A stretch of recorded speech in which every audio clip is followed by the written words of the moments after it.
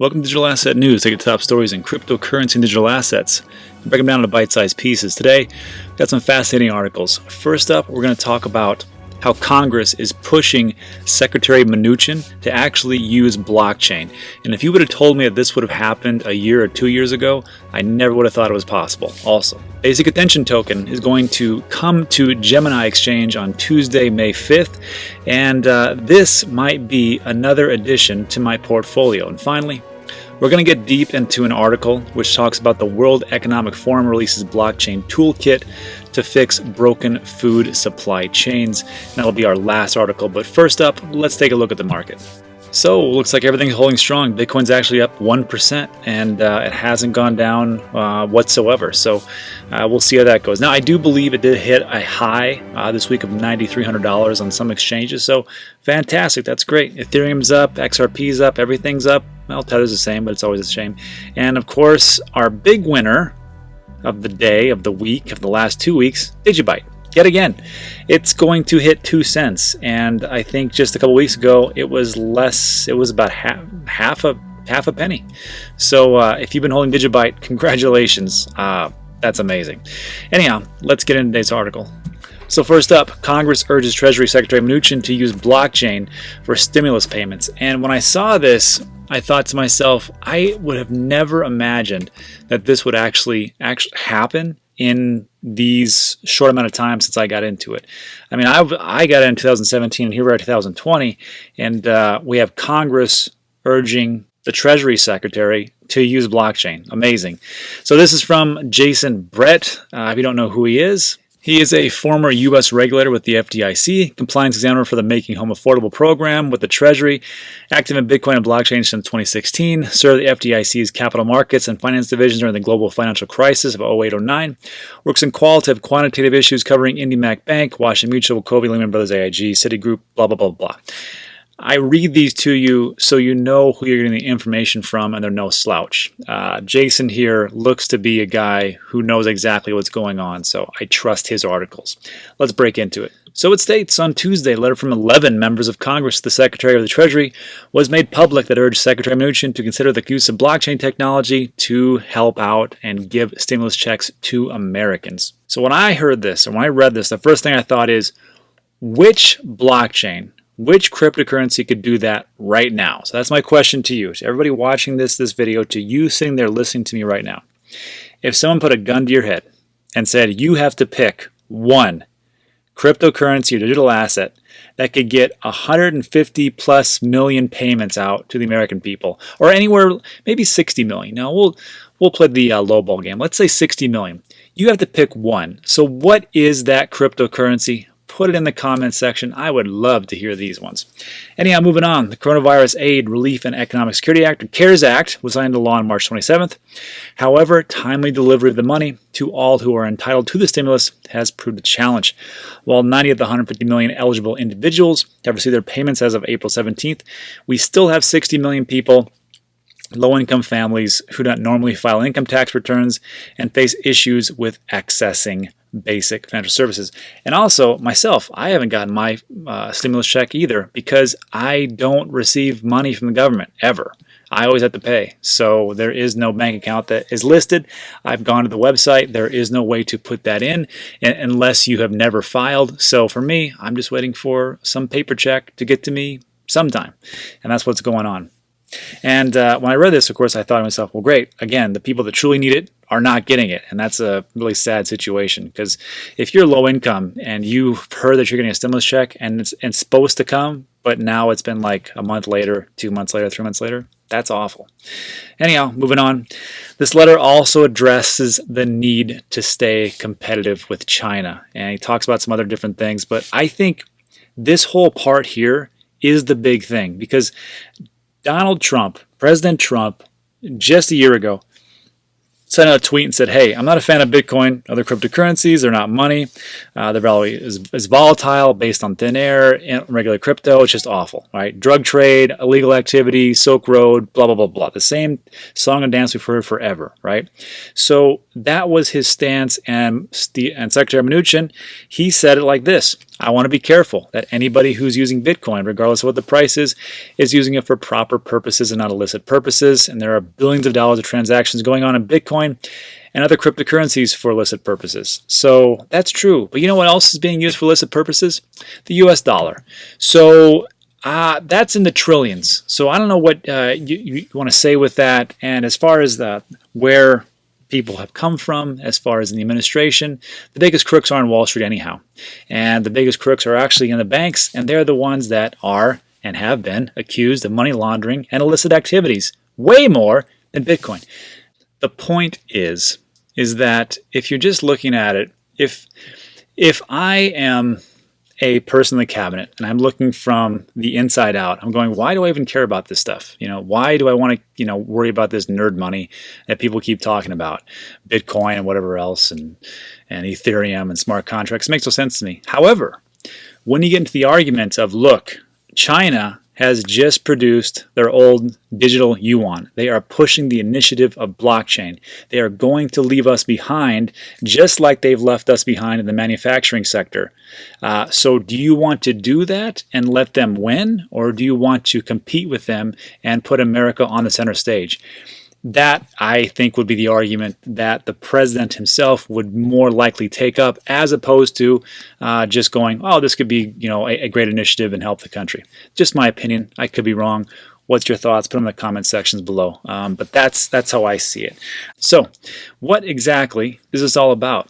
Roger Brown, head of tax and regulatory affairs for Luca, a firm offering an advanced virtual currency tax preparation program, noted blockchain utilization services as a compelling way for people to receive their stimulus checks, as there are a myriad of scams present that deny the vulnerable from receiving aid. And this is something that I'd actually forgotten about, because there are numerous scams out there with people going, hey, here, for these stimulus checks, we're going to need some type of information. We're going to need your social security number. We're going to need, and people fall for it all day long. Now, I know for most of you sitting out there like, well, who would do that? Who would give out? Well, it happens every day. So these types of things can be eliminated with the use of blockchain and hopefully some other digital asset that they could implement. So I think it's a good thing, and hopefully they get on to it. Moving on, Alex Mashinsky of Celsius, and this is a project that I know a lot of people are interested in because they keep asking me to look into it. Just haven't done it yet, kind of got busy. But it's a crypto lending platform. Noted that blockchain is still in its infancy, stating there is not a blockchain anywhere in the world that is ready to handle such an undertaking as the delivery of these COVID-19 payments. So here's my question, everybody. Do you think that's true?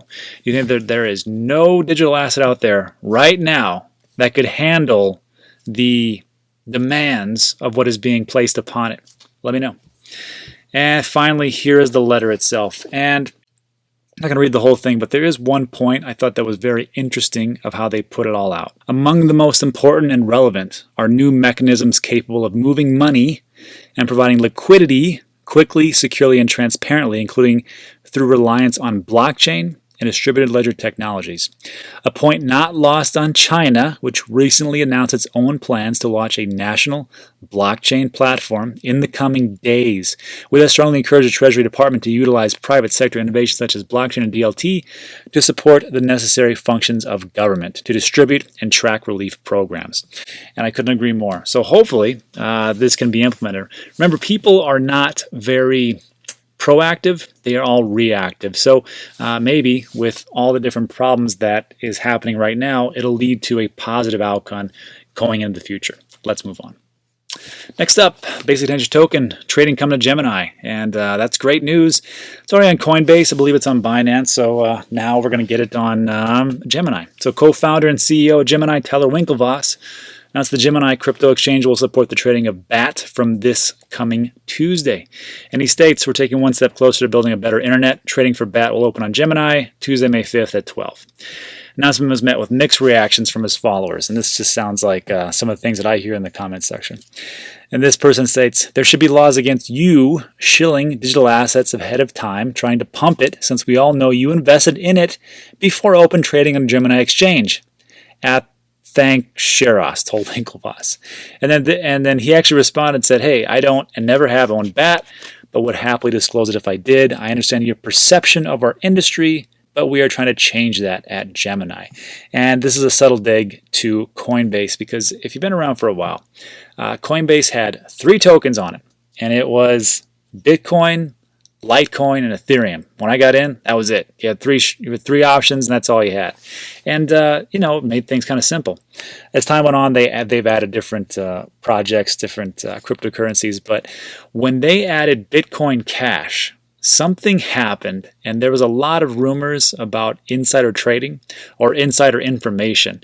And somebody leaked something, and it looked to be that Coinbase and the people that worked at Coinbase, they knew that if they listed it on their platform, it would rise up immensely in price. And coincidentally, right before it was set to actually premiere on Coinbase, amazingly, the price shot up, and people started to buy it in all different exchanges. It was incredible. And so there was a little bit of discrepancy there. No one ever got busted for it, but it's just one of those things that you don't hear about too much anymore, but I remember. So that was a nice little swipe. Moving on, he states the other notable comments revolved about how the crypto exchange has not listed the third digital asset by capitalization, XRP. He, however, has not yet replied to those comments. What are you going to do? Anyhow, Brave assures users that their time is valued and their data is kept private and essentially rewarded. So if you've never seen Brave, it's pretty awesome. I'm just going to open up a new tab, and once you open things up, it just tells you like, hey, this is how much time you saved.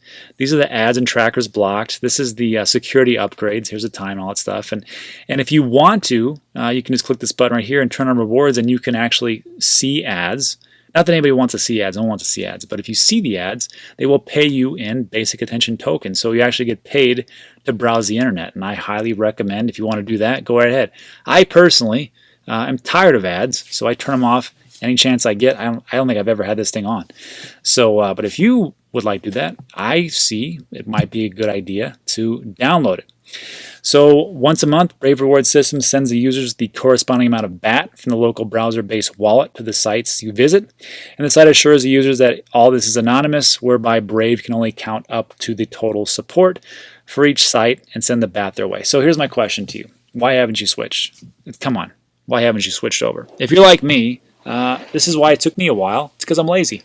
It's lazy, and I was worried about transferring my bookmarks and my passwords and everything else. But the great thing is that if you have Google Chrome, and I think even Firefox, because correct me if I'm wrong in the comments, but I think the same gentleman who created Firefox also created BAT. I might be misunderstanding that, but I thought that's what it was. Anyhow, if you get the BAT browser, it will automatically transfer over all your bookmarks and all your passwords and all your information. Secure information as well as it is. So why not just download it? If you want to, there's a link in the description below. Use my referral link, goes to support the channel. Really helpful, and I love it. And you can see I use it all the time because it saved me 45 minutes. That hey, there's only so much time in the world, so I can't buy time. Anyhow, moving on. And last up, and this one's going to get kind of deep, so if you had enough of those 2 articles, this might be where you want to stop, because this gentleman here, Michael Del Castillo, he wrote a fantastic article that goes deep into, it's not about cryptocurrency, it's about blockchain, and it's about how it's going to revolutionize the world. So if you're into that, then stick around. So this was the article titled World Economic Forum releases a blockchain toolkit to fix broken food supply chains. While the internet has enabled a world where supermassive digital files can be sent globally in seconds, the world's shipping orders have largely been trapped in 1950s accounting technology, relying more on paper bills of lading and phone calls to document the shipment of goods than the benefits of online commerce. First of all, the way he writes this is great. I appreciate people who write in a compelling way. So this Mr. Del Castillo, great job. And also, these paper bills of lading, they're still used. I use them today in my Amazon business. So I will get I will have my supplier create whatever kind of products that I have. I will ship it out to Amazon. Then I have to actually use that bill of lading, and it goes to the people who pick it up. And it's not just like an electronic version, it's an actual paper version. They have to have that paper. And I'm just like, what decade are we in? But yeah, that's exactly right. And it's just odd, and it's just an archaic system.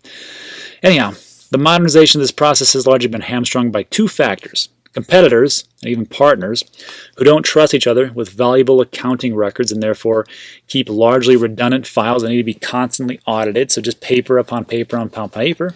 And you can always change that type of paperwork, because why not? Because you can do those types of things because it's not permissionless. And there's certain legal responsibilities that come with accepting one of those paper bills of lading and the accompanying goods, right? So if someone says, hey, here's your paperwork, and they accept it, something happens with it, like, well, it's on you, and this is how it works. Anyhow, in theory, the solution to both these problems could be blockchain, and in all honesty, it is blockchain. In September 2018, the World Economic Forum, WEF, started looking into the world's aging supply chain infrastructure and how blockchain can fix it. While foodborne illnesses were estimated to cost the US $90 billion in revenue, that was just a fraction of the $660 billion in revenue generated by the supermarket and grocery store industry. Now again, people are reactive. They are not proactive. And we talked about this just a little bit ago, and we talked about this yesterday. We're talking about unemployment checks, the PPP, and the EIDL. But think about this.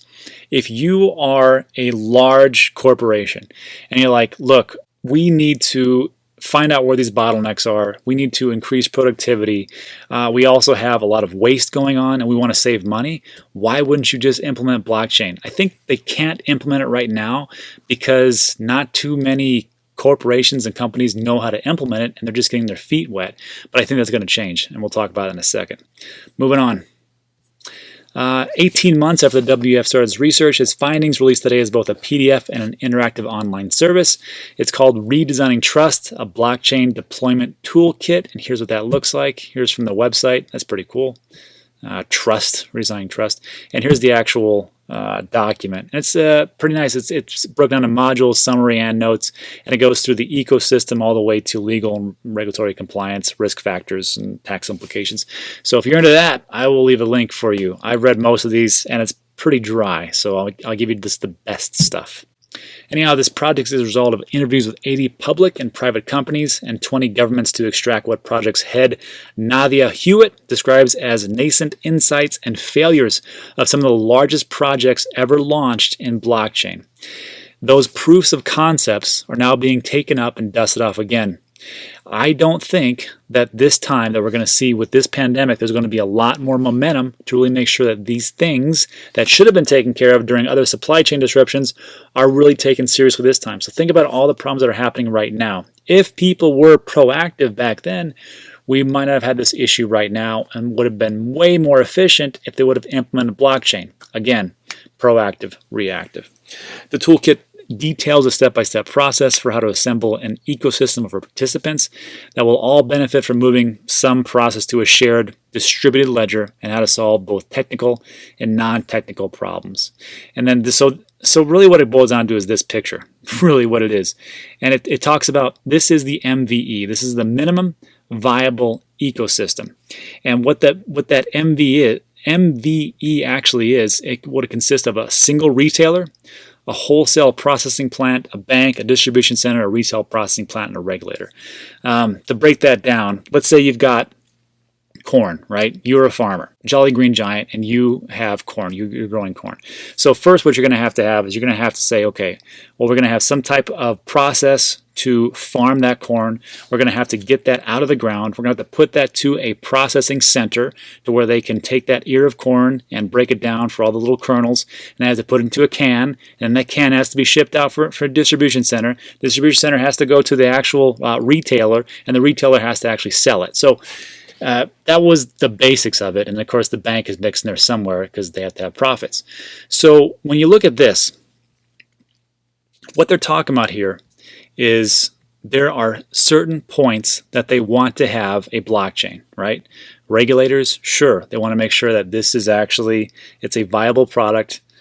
There's no problems as far as like too much heat, too much cold, too much bacteria or something like that, or they have to look at and go, this is okay. They have all the suppliers that are there, make sure that they're doing their job and they're putting it in. And in each little section, distribution center, bank, processing plant, retailer, there is one node. So if you notice this, this is not like Bitcoin or Ethereum, where everything is open and decentralized and permissionless. What they're talking about here is a permissioned, centralized closed system that only deals with what's going on here. Why is that important? It's important because as time goes on, this is probably what these types of these corporations are going to try to move to. I don't think it's going to work. I'm going to get to that in a little bit. But when you see like this, what I think about this is go, okay, I'm only thinking about here. See how the customers and the retailers and everything else? I could think of some type of cryptocurrency that could help with that. There are certain cryptocurrency digital assets that are built for retailers and customers to kind of track their product along the whole line. And of course, you know what those are. You can put that in the comment section. The first thing that comes to me, everybody talks to me about is VeChain, sure. But around here, the processing plant, the distribution centers, the suppliers, these types of things are things that I probably wouldn't think about as far as blockchain goes, but I can see how it all work. And then of course the bank, now again, if that is going to happen as far as a blockchain in a permissioned closed system, I don't see the real benefit of that, because the distributed ledger technology is great for everybody to see. And if the bank's just going to be closed off, I don't get the point. Anyhow, moving on. But just looking at that, I think to myself, I'm missing the big picture. And when I saw this, I'm like, this is a much bigger industry than what my closed mind had actually thought about. Anyhow, moving on.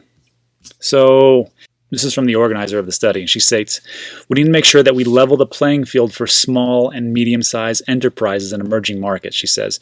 There's many today that do not have access to best-in-class information, experts that do not have the budgets to hire consultants, and this toolkit is a combination of best practices. And I never thought about it like that either. Big companies will have the ability to hire big blockchain companies alongside them, and consultants, and the little guy will just get squashed when this came around. Just like when the internet came around at first, the big companies had the ability to actually pay for websites because they had money in the bank. And then those are the ones that were forward thinking. Some of the big companies like, why do I need a website? I have the newspaper. I have Yellow Pages. Seriously, that's what they said. And now we see, of course, everybody has a website, but it would take a little bit longer to get down to the little guy. So this brings me to the same type of thing, like, well, who actually is using blockchain right now as far as companies? And this is the Forbes Blockchain 50. And what's going to be fascinating to you when you watch this is there are two words that are going to keep coming up again and again and again and again, so just clue in. Anyhow, blockchain, used by the host of big companies to monitor and move any number of assets around the world as easily as sending an email, which is exactly how it should be.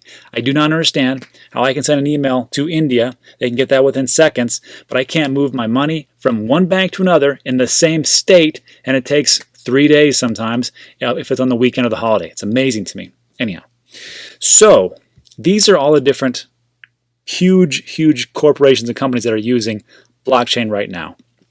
So Amazon, they're using in Australia, they're using on a blockchain to help launch a new coffee brand. That's just one example. But Hyperledger Fabric. And Financial in Hangzhou, China. It's a finance platform, Hyperledger Fabric. Anthem, blockchain, Hyperledger Fabric. So, and then Aeon, R3 Corda. We know about R3 Corda, little ties to XRP. Baidu, which is the Chinese search engine, Hyperledger Fabric. Bitfury is a mining, Bitcoin, Nexonium. BMW, Hyperledger Fabric. So what two words have I been saying probably about 7 times now? Hyperledger Fabric.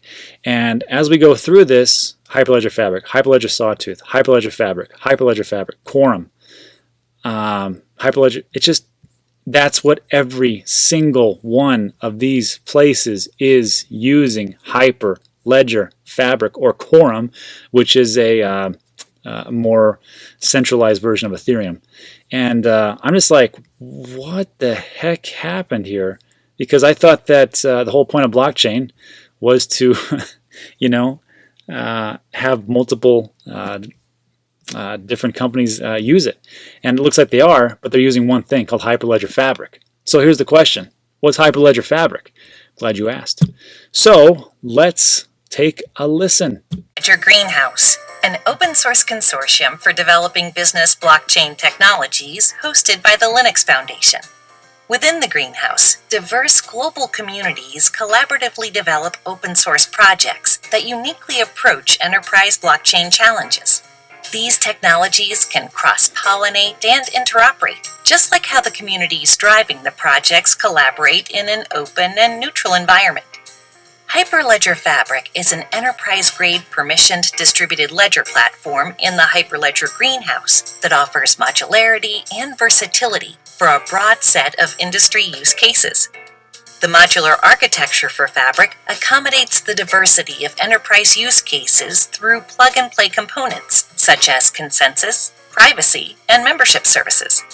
One of the many compelling Fabric features is the enablement of a network of networks. Members of a network work together, but because businesses need some of their data to remain private, they often maintain separate relationships within their networks. Rather than an open, permissionless system, Fabric offers a modular, scalable, and secure platform that supports private transactions and confidential contracts. Fabric helps members. That's pretty much it. So, do you get the point here? It is not decentralized. It is not permissionless. It is a closed system. And then that thing that we talked about as far as Sawtooth, this one is also, it does smart contracts. There's another one. It was called Hyperledger Indy. It's digital identities rooted in blockchain.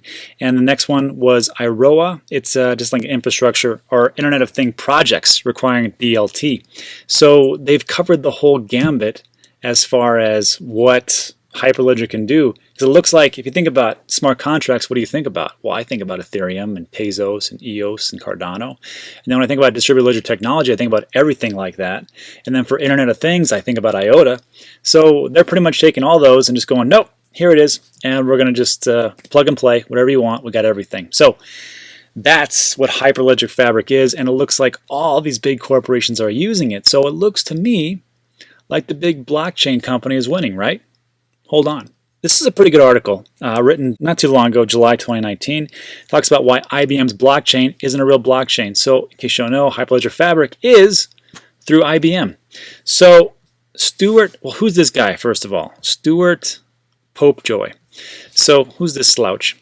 Stuart Popejoy has 15 years experience in building trading systems and exchange backbone to the financial industry. Prior to co-founding Cadena with Will Martino in 2016, he became the company's president. Stuart worked at JP Morgan Chase in the new products division, where he led and developed JP Morgan's main blockchain product, Juno.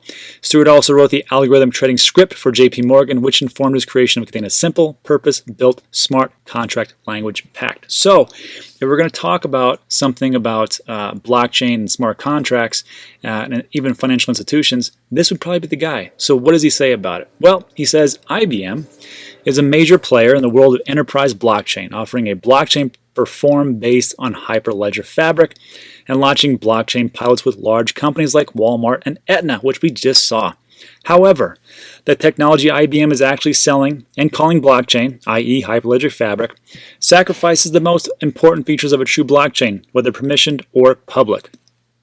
Fabric's architecture is far more complex than any blockchain platform, while also being less secure against tampering and attacks. You would think that a private blockchain would at least offer scalability and performance, but Fabric fails here as well. Simply put, pilots built on Fabric will face a complex and insecure deployment that won't be able to scale with their businesses. So my question here is, all those different companies that we just saw, I wonder how many are still trialing this blockchain and going, yeah, this works pretty well. Or if they're like, you know what, we tried this, just didn't work out. Well, maybe it didn't work out because maybe you're using Hyperledger Fabric. Now, I don't know enough about Hyperledger Fabric. If you are a big tech person, enlighten me, let me know and help me out with my own ignorance. Leave the comments in the comment section. Just say, no, you're wrong. It's really super awesome and it's going to change the world, and how that's going to do that. All right, moving on. He talks about, the rest of this is just kind of fluff, but he says Fabric researchers play fast and loose with performance numbers because fundamentally Fabric's architecture cannot scale while maintaining peak performance. It also makes for a woefully complex deployment with non-uniform nodes, unreliable smart contracts, and proliferating potential points of failure. Where millions of dollars can be lost if the code is buggy or incorrect because it wasn't designed for blockchain, the smart contract language must be purposely built and safe by design. So that's an interesting concept, right? Where millions of dollars can be lost if the code is buggy or incorrect because it wasn't designed for blockchain. And we've seen this in DeFi. We've seen it in different other smart contract platforms where things weren't written correctly and it was open to attacks, it was open to scams, it was open to everything, and money was lost and projects were ruined. So here's what I think. Hopefully, Hyperledger Fabric is not what this gentleman is saying, but if it is bad as it is, I see big problems in the future. I see big problems when the first corporation loses millions or billions on their blockchain, quote unquote. They'll come out and say, hey, to all their investors, go, look, we tried this new technology, tried it for a while, thought it would work, just didn't work. It's rooted in Bitcoin, Ethereum, it just didn't work, man. And this will be the rare time when they actually mention Bitcoin and Ethereum or whatever blockchain is popular at the time or cryptocurrency is popular at the time, so they can offset blame. Now, this is just a theory, but I can tell you right now, CEOs, CFOs, CTOs, or whatever you got, they do not like to take blame. And if it is found that this doesn't work too well, then off that blame goes. Anyhow, that's just my 2 cents for this, because when I saw this, I'm like, I don't like having a permissioned, centralized source for all these huge corporations. What happened to the little guy? Anyhow, moving on. So, last part. Increasingly, the most sophisticated observers of blockchain ecosystems are realizing their private and public blockchains will not exist in a vacuum, but instead will want to work together. A private network will want to make a token available to consumers on a public blockchain, and a public blockchain's decentralized application will want to store sensitive information on a private blockchain. Unfortunately, users of IBM Fabric as well as R3 Corda could find themselves cut off from public blockchains by the sheer incompatibility of the architecture, but also by the inability of their smart contract language to execute seamlessly in both a public and private environment. IBM's blockchain technology falls short in numerous ways: security, performance, reliability, and as such provides an inferior solution for organizations looking to use blockchain to achieve meaningful business improvements. To truly realize the value of blockchain, sophisticated customers will look to challengers offering better tools, better blockchains, and a better vision for the future and how we utilize technology. So that was a very long article, and thanks for sticking with me. But here's the thing. I am not the technical guy. I just am not. So if you have information on this, please leave in the comment section to expand my information. That would be great. But here's my final thoughts. These big corporations that try to dominate and do all these things, they're not nimble. They can't really move, they can't really process, and they do not lead innovation usually. It's why Kodak doesn't dominate cameras. Cell phones do. It's why we aren't streaming Blockbuster. It's why we aren't searching for things online using the Bing search engine, or why we aren't ordering everything on Walmart.com. We're just not. We're using the other innovations like Netflix, like Google, like Amazon. These are all smaller types of companies that started from the ground up, and the reason that they can move and maneuver and be nimble was because they were small and they weren't bloated like these big corporations that are out there. So, my thought is this. Even though there is a big corporation in play, usually the smaller innovators will usually find a way to beat them out. Again, I could be wrong. Maybe there's so much room for growth, because I got to tell you, when I saw that chart where they had those nodes, I've really been thinking small about the whole thing. Maybe there's so much room and there's so much things to innovate that we need everybody, all hands on deck. We need the big corporations, the small guy, even the medium-sized business to make these things work. But I'm not for sure. We'll see what happens in the future. Anyhow, that's it for today's video. Sorry I was a little bit long, like I said it was going to be, but thanks for sticking with the rants. I really appreciate it. If you've got more time, there's 2 more videos going to show up on your left and right. Don't know what they are. It's curated for your pleasure by YouTube. And that's it. So thanks for watching. See ya on the next one.